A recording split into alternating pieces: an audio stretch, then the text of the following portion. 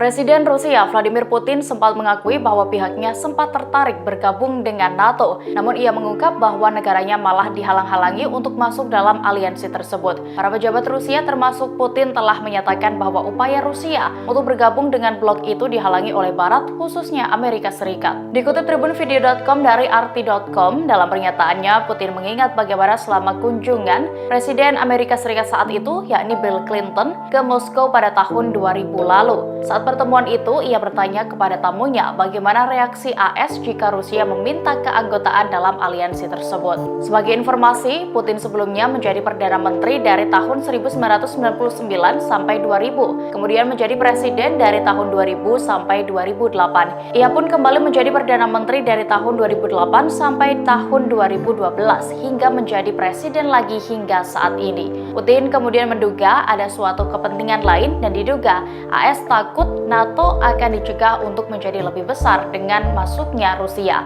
Di sisi lain, dalam sebuah acara TV baru-baru ini, Menteri Luar Negeri Amerika Serikat Antony Blinken mengatakan Rusia menolak saat ditawari bergabung dengan NATO. Hal itu tentunya berbeda dengan pernyataan Vladimir Putin sebelumnya. Ia menyebut Rusia memutuskan tidak ingin bergabung dengan NATO saat mendapat kesempatan pada tahun 1990-an. Jauh sebelumnya, klaim yang sama bahwa Rusia memiliki kesempatan untuk menjadi anggota NATO tetapi menolak juga dibuat oleh mantan Presiden Amerika Serikat Bill Clinton. Klaim itu kemudian ditanggapi oleh juru bicara Kremlin, Dmitry Peskov, secara lebih definitif. Ia menyebut bahwa Amerika lah yang secara berulang kali dan terang-terangan menutup untuk keanggotaan Rusia di NATO. Seperti yang diberitakan, Rusia memberi pernyataan operasi militer khusus di Ukraina dilakukan untuk membebaskan atas Republik Donbas di Donetsk dan juga Lugansk. Kedua wilayah itu sebelumnya menyatakan memisahkan diri di dalam negara Ukraina. Kremlin sejak itu menuntut agar Ukraina secara resmi menyatakan dirinya sebagai negara netral yang tidak akan pernah bergabung dengan blok militer NATO yang dipimpin Amerika Serikat.